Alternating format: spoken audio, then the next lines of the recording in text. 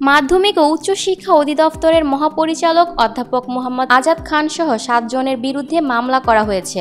মঙ্গলবার 19 আগস্ট কেরানীগঞ্জ সহকারী জজ দেবী রানী রায়ের আদালতে শহীদ প্রেসিডেন্ট জিয়াউর রহমান উচ্চ বিদ্যালয়ের সাবেক শিক্ষক নাসির উদ্দিন এই মামলা করেন। বাদীপক্ষের আইনজীবী আরিফুল ইসলাম জানান, আগামী 26 আগস্ট মোকদ্দমার গ্রহণযোগ্যতার বিষয়ে শুনানির দিন ধার্য করেছেন আদালত। মামলার অপর বিবাদীরা হলেন ওই স্কুলের সাবেক সভাপতি জাকির আহমেদ, প্রধান শিক্ষক তোফাজ্জল হোসেন, তার স্ত্রী শিক্ষিকা রাশিদা আক্তার, উপ আঞ্চলিক শিক্ষা কর্মকর্তা, ঢাকার জেলা শিক্ষা কর্মকর্তা এবং কেরানীগঞ্জের উপজেলা মাধ্যমিক শিক্ষা কর্মকর্তা।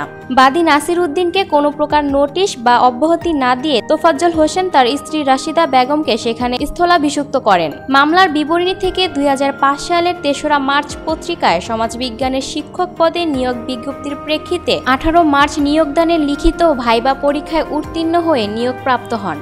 20 মার্চ তিনি সহকারী শিক্ষক পদে যোগদান করেন। 2011 সাল পর্যন্ত তিনি চাকরি করতে থাকেন। জাকির আহমেদ এবং তোফাজ্জল হোসেন বাদী নাসির উদ্দিনকে অকথ্য ভাষায় গালিগালাজ করেও হুমকি ধুমকি দিয়ে বিদ্যালয় থেকে বের করে দেন। 2013 সালের 22 মার্চ একটি পত্রিকায় বিজ্ঞপ্তি দিয়ে রাশিদা আক্তারকে জাকির আহমেদ এবং তোফাজ্জল হোসেন ওই পদে 11 এপ্রিল তাকে যোগদান করান। বাদীর অভিযোগ, তার নিয়োগ বিজ্ঞপ্তির কাগজপত্র জালিয়াতি করে রাশিদা আক্তারকে নিয়োগ দেখিয়ে এমপিভুক্ত করান, যা সম্পূর্ণ বেআইনি ও অবৈধ। বিবাদীদের এমন কর্মকাণ্ডে বাদী ক্ষতিগ্রস্ত হয়েছেন। Lucky Akter, people voice television, Dhaka.